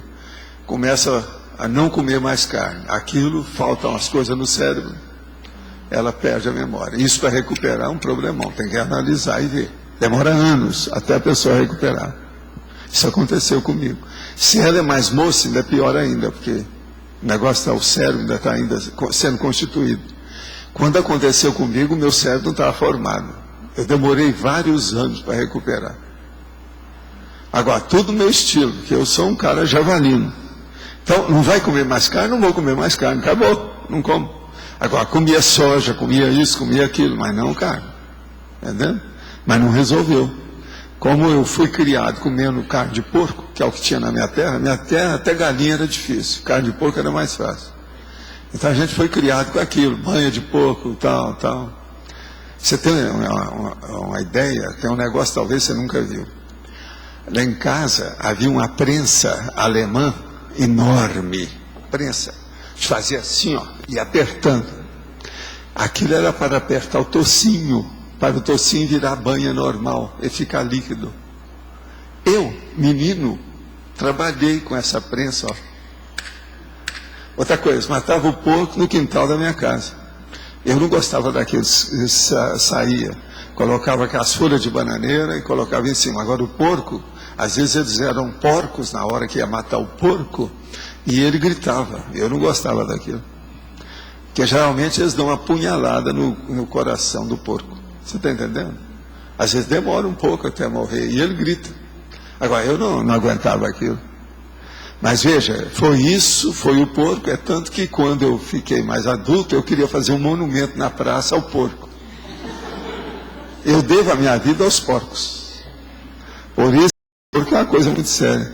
Depois disso, eles começaram a fazer filme com porquinho, não sei o quê, porco daquilo, eu achei bacana. Assim, até que, enfim, as crianças agora vão entender, ó. Já não vão matar tanto porco em cima das folhas de bananeira. Agora, lá é o seguinte, aproveitava tudo do porco. Só o berro que não. Entendeu? O berro dele, o grito dele de agonia. Esse que é a verdadeira agonística, brava, agonia. Esse aí não. Mas lá aproveitava tudo. Então, uma das coisas que tinha, o tocinho. Você está entendendo? Que aquilo dava banha. Aqui durante muitos meses, a hora que começava a acabar o banho, a banha, tinha que arranjar outro porco, porque senão não teria comida. A minha infância foi assim. Agora, ó, eu não reclamo da minha infância, não. Foi até muito boa, em relação com as coisas que tem. Agora, tinha de tudo. Muita gente que suicidava, muita gente doida. Tinha muito personagem na rua, tudo doido, que você não podia ver nada. Eu, como criança, assim, ainda menino, assim, mais ou menos da idade dele, um pouco menos, tinha uma mulher que era doida, que gostava de mim demais. Ela nunca tinha tido filho. Então, eu era como se fosse o filho dela. Então ela fazia tudo quanto era biscoito para mim. E a minha mãe não deixava eu comer os biscoitos. Agora o pior é que ela dava o biscoito e falava assim, não, experimenta. Ela totalmente doida. Experimenta. E eu não podia experimentar, porque minha mãe não queria. Então era um problema. Eu falei, não, eu vou levar, que eu quero dar para minha mãe também, que ela gosta demais. Então eu pegava aquilo e caía fora. Agora, esse era um drama para mim com essa senhora. Ela fazia os biscoitos, ia onde eu estava e trazia aquele pacote e dava para mim. Não, experimenta para você ver como é que está bom. Vê se está no ponto. Agora, muita gente doida na minha infância. Você está entendendo? Ixi, o que tinha não era no gibi. Tinha casa que você chegava lá, você ficava até com medo de entrar. Até os adultos tinham medo de entrar lá. Só os personagens que apareciam, aqueles caras que não cortavam cabelo, que vestia a roupa tudo suja. Então você só via quando passava na janela ou ele ficava na janela para falar com você. Aquilo era um negócio. Havia muita ignorância, havia falta de medicina. Eu estou falando, nessa época não havia médico lá na minha terra, não. Está entendendo? Tudo se tinha que fazer uma operação, um negócio tinha que ir para o fim do mundo. E às vezes é o seguinte, não tinha nem carro, tinha que levar a cavalo. Então você pensou, uma pessoa quebrou a perna e tem que levar a cavalo. O que eu vi não está no gibi. Agora, pior, às vezes o povo entrava no carro, vinha aqueles Ford 28, etc., antigo, tudo, aqueles aquele negócio, sabe como é que é? E a gente ia na estrada, chegava na estrada, era só lama. De vez em quando tinha que cortar a cerca do cara e entrar pelo mato para poder passar, entrar de novo, cortar outra cerca para entrar na estrada. Agora, então, a gente andava no carro com um negócio que cortava o ferro e outro que fazia emenda. Porque se deixasse sem emendar, o povo sabia, porque teve uma época, por exemplo, que lá só tinha um táxi. Táxi não era carro de praça. Então, se cortou, a pessoa passou, ele fez aquela viagem, só tem esse carro, foi esse que cortaram a cerca. Vinha o fazendeiro e pronto. Era uma briga de delegacia. A briga de delegacia não era fácil. Agora, eu não reclamo. Mesmo assim, a minha infância foi muito boa. Só a natureza que havia lá valia a pena. As frutas, mamacabela, gabiroba, é uma loucura, manga, laranja. Eu tinha uma tia que ela teve uma chácara, a chácara dela tinha lá um laranjal em cima, e atravessava uma praça, embaixo tinha outra parte. Era só fruta, mas era um pomar que era uma loucura. Todo dia a gente arranjava uma desculpa para ir lá visitar. Mamãe, só não tem nada para eu levar lá para a tia.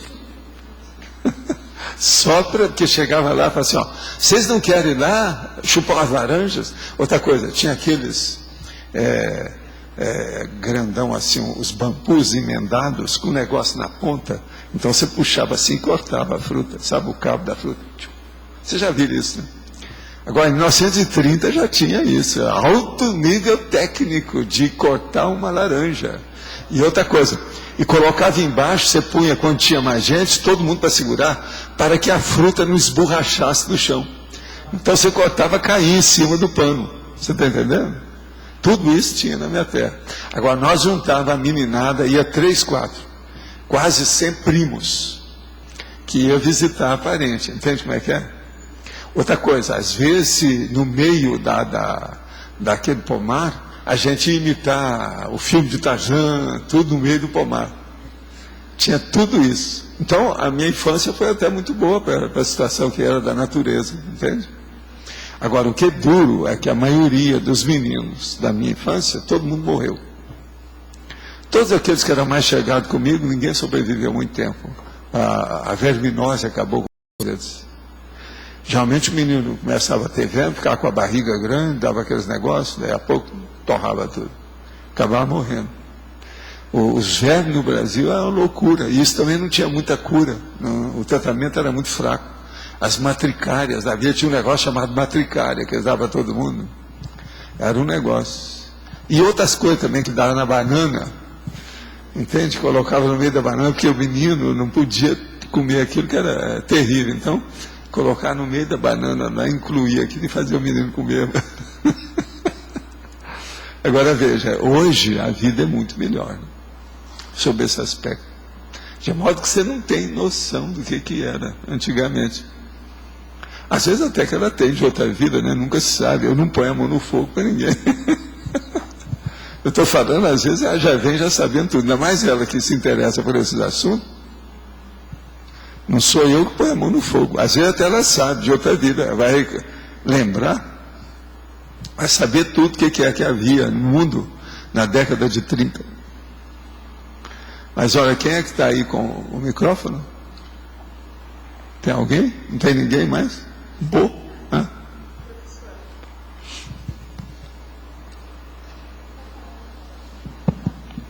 Professor, como é que eu posso ajudar uma criança no processo cotidiano dentro de casa, que ela tem dislexia com hiperatividade?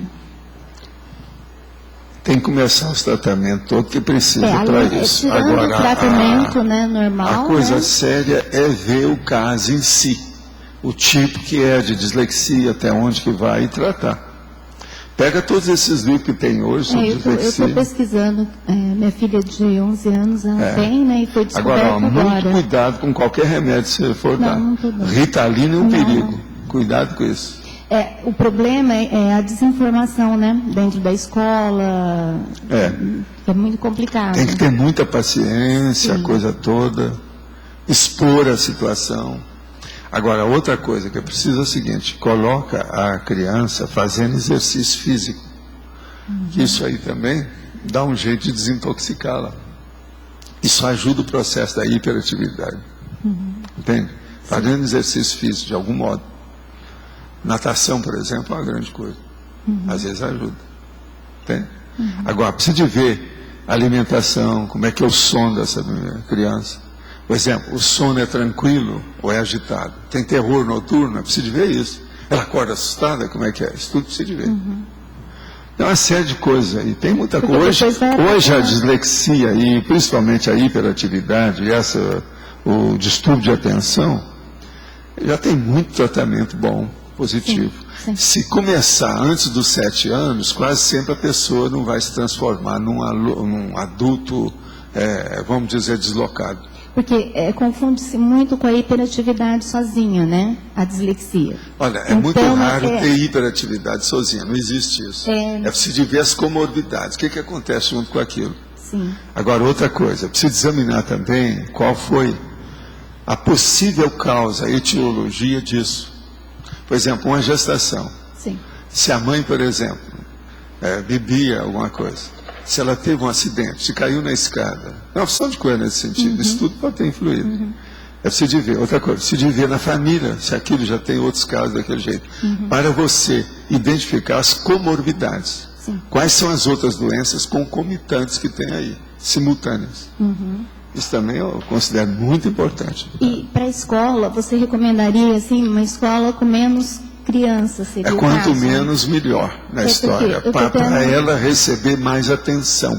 Sim, porque eu estou tendo não muito pode ficar no lugar isso. que tem aquele monte de criança que ninguém vê. Não. O ideal é ter a criança sendo vista por quem está dando aula, com calma, especificamente. O ano passado, eles me convidaram para ir fazer uma palestra sobre o assunto, que eles não entendiam o assunto. Aí eu fui à escola e reuni os professores e ensinei, né, como é que era, onde era, que era a dislexia dela. Não pode deixar as crianças que têm o processo ouvir essa palestra, não, tá? Foi só para os professores. Pois é, só para o professor, tem que ser separado. Senão cria problema. Eu já vi escola aí que eles deram tudo junto. Isso não pode. Está errado. As crianças começam a arranjar uma opção de ideia que não tem. Coisa doida. Mas a própria criança tem que saber, né? Do sintoma dela. Tem, mas tem que saber falando para ela uma coisa, falar para adulto é outra. Sim. Entende? Discriminativo, né? Gente, a vontade de expormos para outras consciências as autovivências impactantes é nosográfica, enquanto é produto da influência do psicossoma, sim. Você está falando certo, a maioria é isso aí. Agora, a influência do psicossoma quase sempre com processos mentais, é lógico. Tudo entra o mental soma na história também, né? Mas a parte, às vezes, é psicossomática, sim. Autopercepção e ou persuasão. Autopersuasão e ou persuasão. Percebo que muitas pessoas, quando conversam comigo, ficam aguardando minha opinião, minha sugestão. Parece que aguardam que eu diga o que devem fazer. Como percebo que essa situação esteve atrelada às minhas experiências de vidas passadas, fico pensando até que ponto devo emitir minha opinião ou calar, aguardando que a pessoa chegue à sua própria conclusão. Muitas vezes a situação da pessoa me vem clara, mas como ainda estou na pesquisa de ideias amparadas, quer dizer, de amparadores, e ideias assediadas de assediadores, me preocupo em colocar certas conversas mais pontuais. Poderia comentar? Olha, o problema todo é o seguinte: você não deve sonegar informação para aqueles que te perguntam. O problema é você saber expor didaticamente aquilo que pode ajudar a pessoa. Agora, fazer uma omissão, aí no caso, pode ser uma omissão deficitária, não é uma omissão superavitária. De modo que, às vezes uma pessoa vem perguntar porque o seu próprio amparador conversou com o amparador dela. E ela chegou naquilo para perguntar a você. Se você se cala, não fala nada, a oportunidade agora, às vezes, passou de fazer esclarecimento. Isso é a tarefa do esclarecimento que foi perdida. De modo que veja com calma o que a sua consciência manda. Agora, veja o modo de falar. Você pode até chegar para a pessoa e falar assim: olha, existe uma hipótese que é essa. Você não vai afirmar nada. Olha, eu estou até estudando, dizem aqui que tem uma teoria que diz isso. Isso aí você pode esclarecer, a pessoa vai começar a se interessar para entender o assunto, né? Então é um modo de falar. Olha a diplomacia que você pode usar num caso desse. Tenho 3 filhos e não tenho um bom relacionamento com o filho do meio, não sei o que fazer. Então ele veio como meu filho por algum acerto. Lógico, ele ou eu podemos ressomar novamente junto para um bom relacionamento? Olha, tudo é possível, se o negócio não der certo... Agora, veja, você já está mandando o filho do meio para escanteio. Vai ficar só com os 2 dos extremos. Isso não é bom, não. É bom começar a trabalhar com a coisa já. Trabalhe mais com ele, dê um jeito. A mãe, geralmente, por incrível que pareça, ela tem mais experiência, ela é de mais idade, e ela é mãe para essas horas. É para fazer, né? Se ela não consegue ficar bem com um filho, ela vai ficar bem com quem? Com o cachorro? Com o gato? Então, veja, isso é um negócio muito sério. Se uma mãe não consegue se dar bem com um rebento, como é que ela vai ser perante a humanidade? Vai me dizer que ela vai ficar bem? Você pode falar assim, não, ela pode ficar, às vezes ela é da máfia, vai ficar bem com os mafiosos, mas ela não está bem. O mafioso nunca está bem. Então vamos ver, eu estou falando de ficar bem de um ponto de vista cosmoético, evolutivo, prioritário, policármico, assistencial, não é isso? É diferente. Há alguma relação entre a autopersuasão primária e a projeciografia do projetor iniciante? Sim, é lógico que tem, eu já falei nisso aqui. O problema todo é o seguinte, a autopersuasão primária, quase sempre a pessoa fala, em vez de escrever. Na projeciografia, é bom que ela escreva para ela entender e depois aquele material escrito, os apontamentos, os registros, vão servir para fazer comparação oportuna, que ela vai ter mais ideia de pesquisa, de verificação, de investigação, vamos dizer, de análise, que às vezes ainda não tem, que está conversando agora. De modo que tem essa relação, não há dúvida que tem. Agora, essa relação é positiva? Depende do caso, né? Pode ser, por que não? Tudo que possa esclarecer mais pode ser positivo. Okay. Sim. Eu vi que aqui no verbete tem várias coisas falando teoria, prática, vivência, teoria. Aqui na página 11, na efeitologia, os efeitos das autovivências superiores às causas da teoria. Queria que você falasse um pouquinho mais disso. Tá. Os efeitos das autovivências superiores às causas da teoria. Por exemplo, tem aquela pessoa que é materialista da eletronáutica, chega para mim e fala assim, esse negócio de você falar em vida depois da morte é besteira. Agora eu olho para ele, ele está com um assediador rindo para mim. O que você acha? Precisa explicar mais? Não. Acho que foi ontem, eu estava de teletertuliano, tem a ver também com isso, né? Isso, me corrija se eu entendi errado, mas você estava falando também da vivência e tal, da energia, aí lá pelos tantos você falou assim, bom, você está vendo isso aqui, ó, aí mexeu com energia, né? Isso aí é superior de que qualquer coisa dos livros, isso aí é besteira e tal, isso aqui é que importa, porque veio comigo e vai comigo. Eu queria que você aprofundasse um pouco mais nisso. Olha, a base da exteriorização da energia, ou falando mais corretamente, a base da vivência autoconsciente com a energia é a vida humana. O segredo da vida humana. O que é que eu falo que a energia é? É a chave da vida humana. Ela abre tudo. Se você domina essa energia consciencial, você tem possibilidade de dominar tudo mais. Agora veja, para você chegar a ser serenão, você tem que dominar tudo mais. Então vamos começar a dominar primeiro a energia que está aí, vamos dominar o EV, vamos fazer a TENEPS, vamos trabalhar com a interassistencialidade. Esse é o caminho para nós dominar mais a vida humana. Então a vida toda é essa. Agora, por exemplo, na minha vida, eu sempre falei isso. Isso aqui,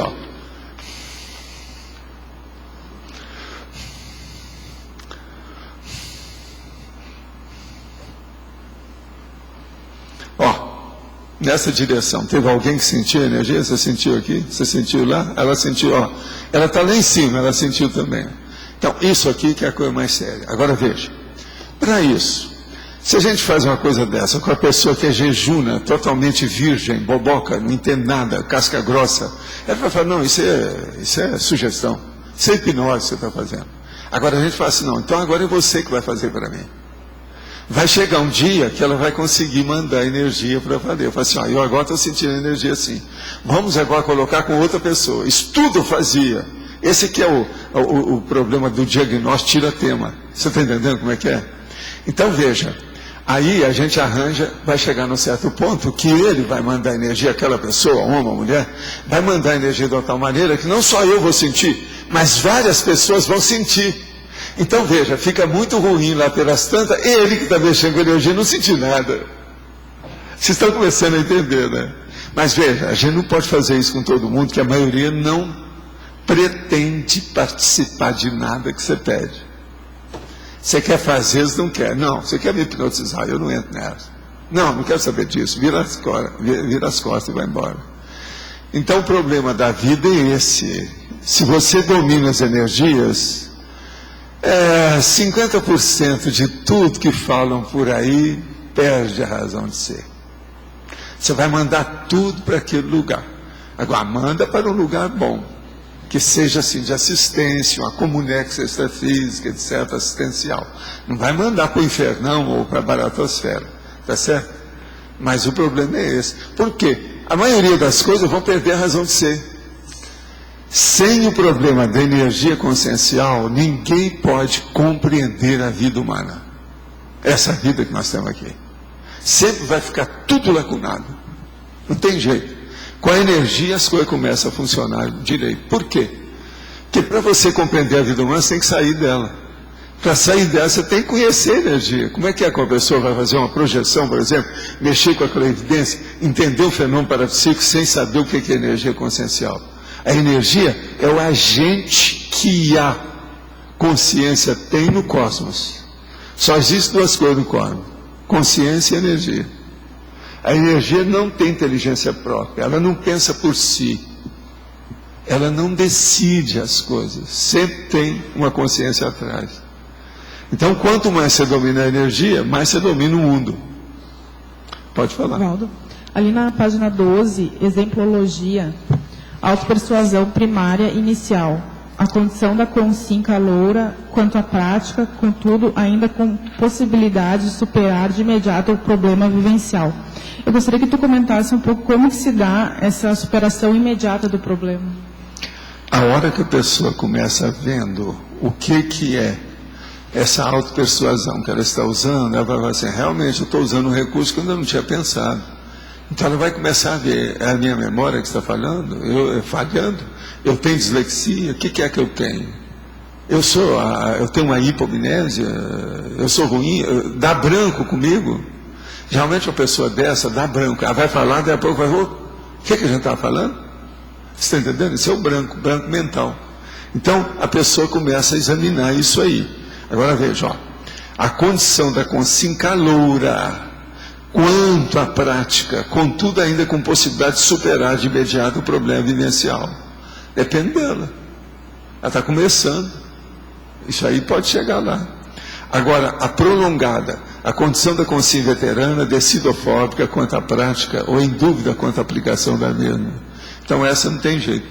Porque essas aí, às vezes já está com uma certa idade, não muda mais.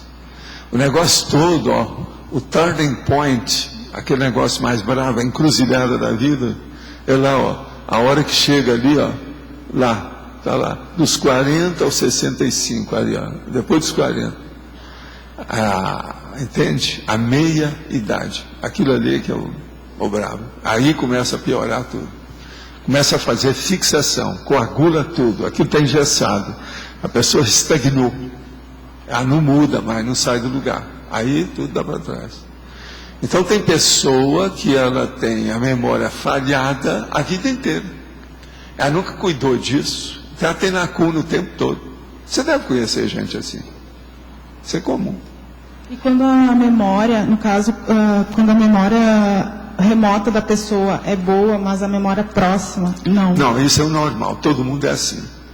A maioria das pessoas começam a perder a memória recente. A memória antiga, todo mundo lembra. Isso é normal. Agora, o pior não é isso.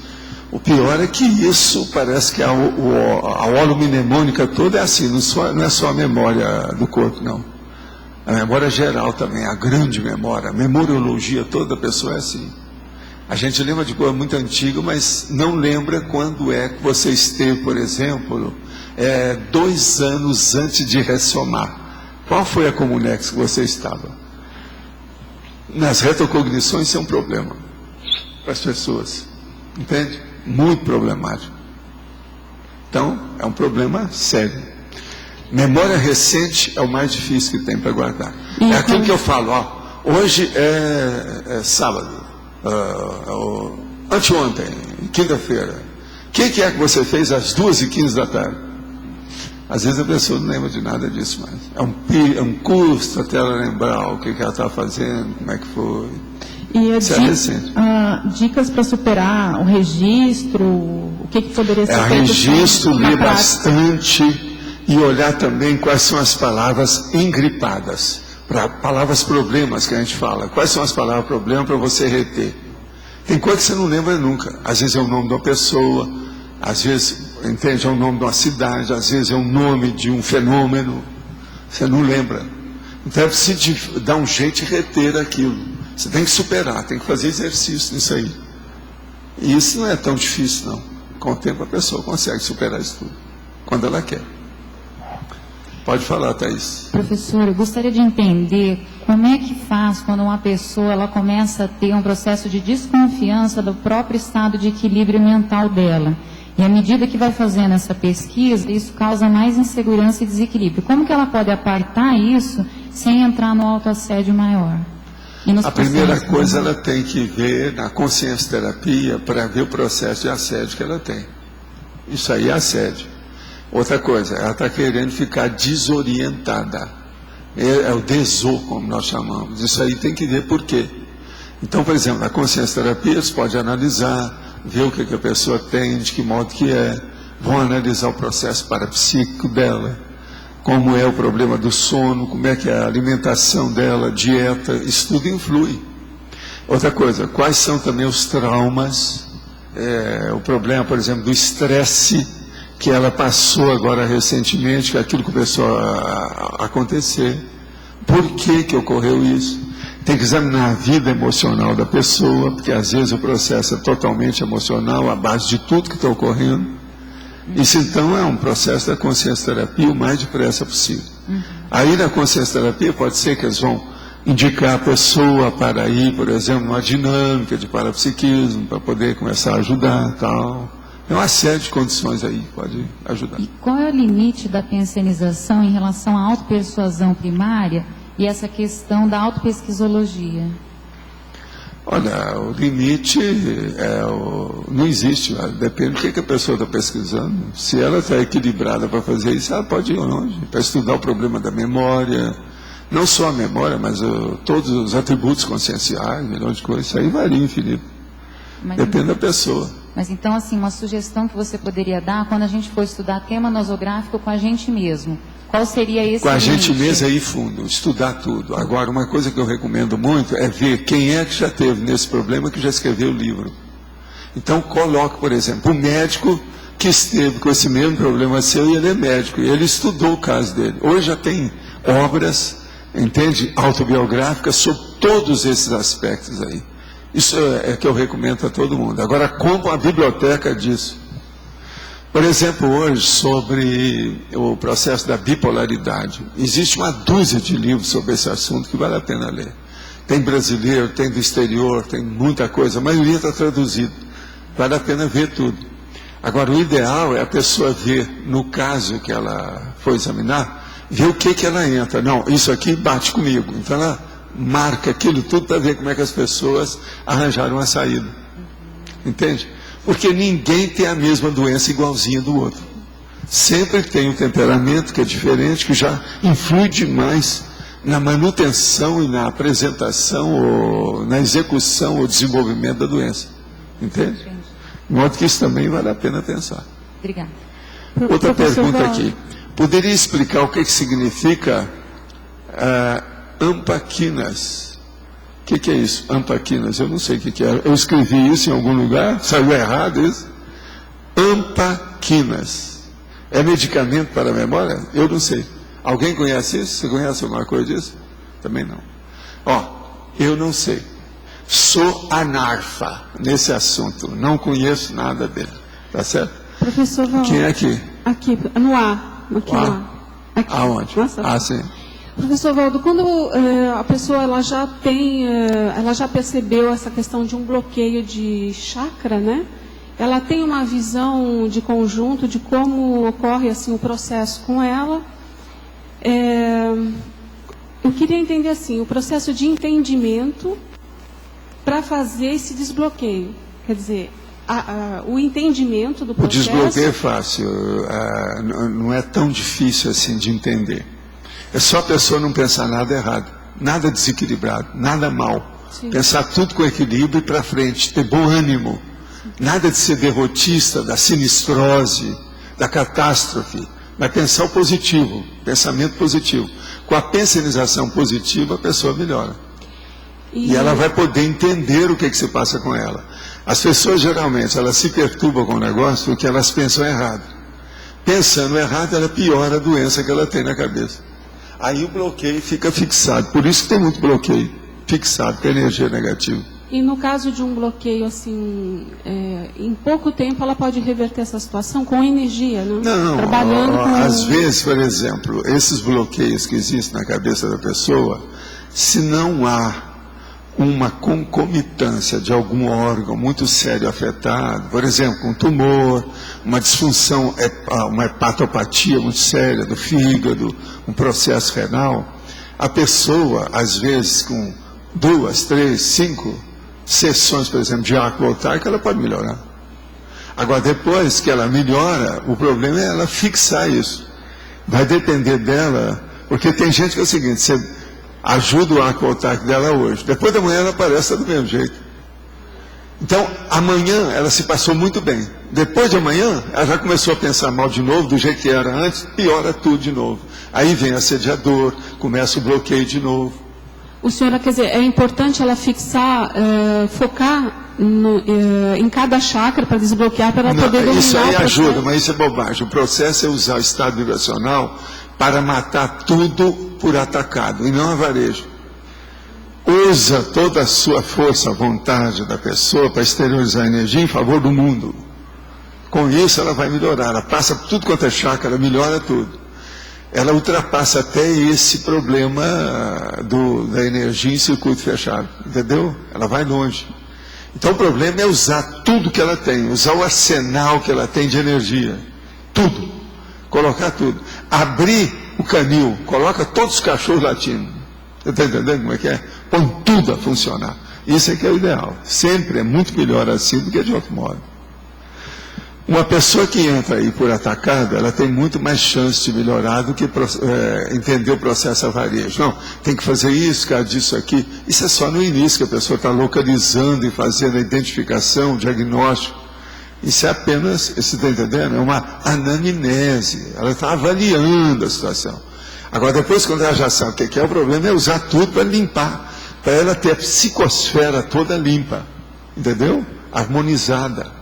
Esse aqui é o caminho, é muito melhor, né? Tem a hora que a pessoa precisa de fazer as coisas a varejo, tem a hora que precisa de fazer por atacado. Isso varia. Pode falar. Pronto. No caso da hipomnésia, o uso de ginkgo biloba vai ajudar ou não é o caso? Quê? Ginkgo biloba pode ajudar na hipomnésia da pessoa, na questão da memória? Sempre ajuda, porque ele ajuda a concentração e em seguida ajuda a memória. Agora, é preciso saber se a pessoa se dá bem com ele, essa coisa toda, né? Fazer experiência para fazer o teste, né? A gente não pode começar a tomar ginkgo biloba sem o médico ver, não. É bom ver como é que é tudo. Tá certo? Tá certo. Mas vale a pena. Vale a pena. A maioria se dá bem. A maioria. Deve se dar bem com o assunto. Eu nunca usei ginkgo biloba de verdade, eu penso em usar para ver. Pode ajudar. Pois é, agora usa aquele que os médicos usam. Ele é um pouco mais caro, mas vale a pena. O Tanacan, né? É o melhor. Tá certo? Tá certo. Alguém mais aí tem alguma pergunta aí de alguma coisa? Está com o microfone, qualquer coisa? Não tem mais nada? Está tudo ok? Eu quero dizer para vocês que nós agora, então, eu vou passar ali a palavra para a nossa turma. Hoje nós temos 20 verbetes novos. Eu não vou falar de nenhum deles, mas o Urubu observa bem. Agora quero falar a psicologia de vocês. A maioria de vocês ainda são primaríssimos nessa eleição. Então eu queria falar antes de passar para lá. Por que primários? Pelo seguinte, a maioria dos verbetes são escolhidos, estão na ordem alfabética. E quase sempre nos 20 se escolhe primeiro os primeiros que foram falados. Isso mostra que vocês estão péssimos em matéria de avaliação. Estou falando alguma besteira? Tem lógico que eu estou falando? De modo que é o seguinte, anota aquilo que você vê, mas vai até o fim. Porque às vezes aquele que você deve escolher é outro. Eu estou tentando ver se melhora a escolha de vocês. A minha intenção é essa. Vocês estão entendendo? Vocês estão muito primários nisso. Escuta, nós já estamos com essas eleições faz quanto tempo? O negócio é 2003, não é isso? É 2002? Não, a eleição foi quando? É 2005? Pois é, mas veja, já é há alguns anos, uns 2 ou 3 eu acho que são. Então como é que fica isso? Pelo seguinte, nós já temos 1.100. Então são 2 anos, está caminhando para 3, pelo total de verbete. Porque todos esses verbetes que eu trouxe foi com eleição. Eu sei disso, que desde o início nós colocamos. Você lembra? Que foi tudo com eleição, desde o início. De modo, eu passo então a palavra para vocês, por favor. Obrigada. As pontuações da tertúlia de hoje foram 16 votos online, 14 perguntas respondidas online, 20 perguntas presenciais, 124 assinaturas no livro de presenças e 24 praticantes da técnica de Invexis. Hoje vamos ter 5 recados: Pedro Fernandes, Itamed, Rosemary Salles, Formação de Autores, Cícero, Apex, Marta Ramiro, Apex, Conferência Online, e Marilsa, Verbetógrafos. Vamos à eleição dos verbetes de hoje. Autocorreção. Campo de coexistência. Categoria de consciência. Círculo de relações. Coerção social. Conhecimento conscienciológico. Cultura conscienciocêntrica. Diversificação holopensêmica. Domínio cognitivo. Encapsulamento consciencial. Fonte cognitiva. Inspirador humano. Homileitura. Parapercepção patológica.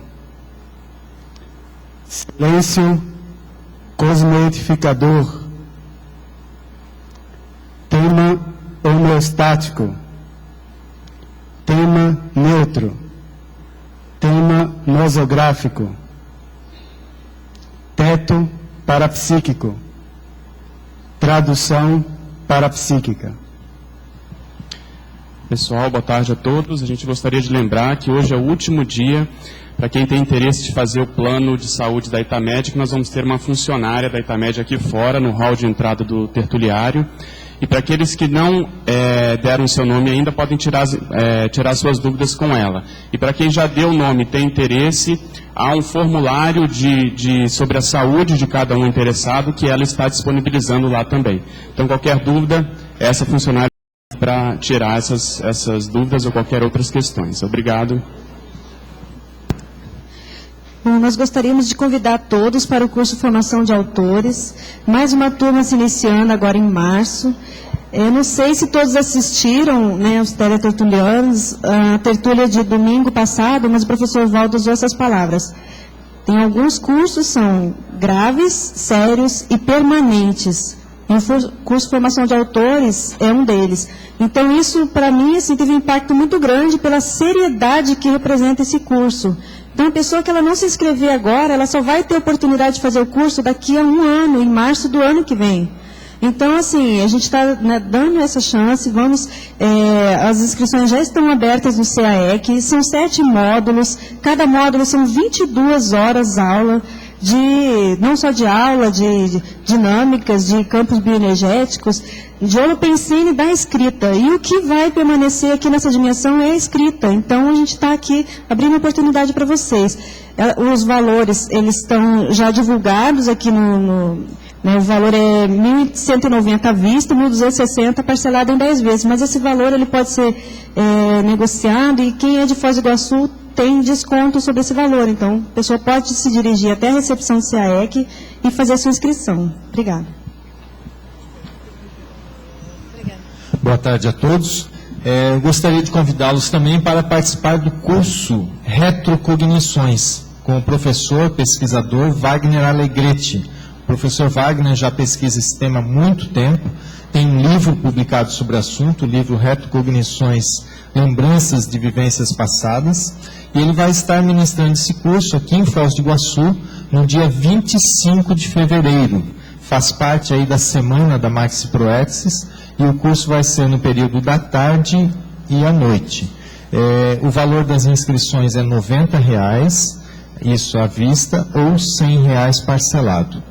Então está aí bastante acessível, e no curso ele vai trabalhar com análise das causas e também passar técnicas para provocar a recordação de vidas prévias e também do período intermissivo. Então fica o convite a todos. Boa tarde a todos. Em nome da Apex, nós queremos convidá-los para a webconference do professor Laene Loche, iniciando-se logo mais às 15h30. Das 15h30 até às 17 horas, o tema é Parapsiquismo e Proex. Para acessá-lo, o site www.apexinternacional.org. Obrigada e até logo. Boa tarde a todos. Nós estamos lá embaixo distribuindo os critérios para a qualificação dos verbetes.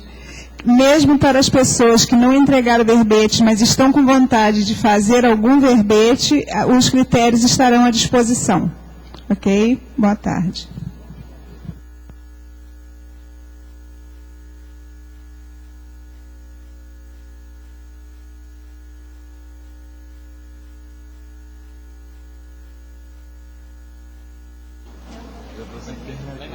Ganhou o verbete Silêncio Cosmoedificador, com 17 votos. Obrigado, boa tarde.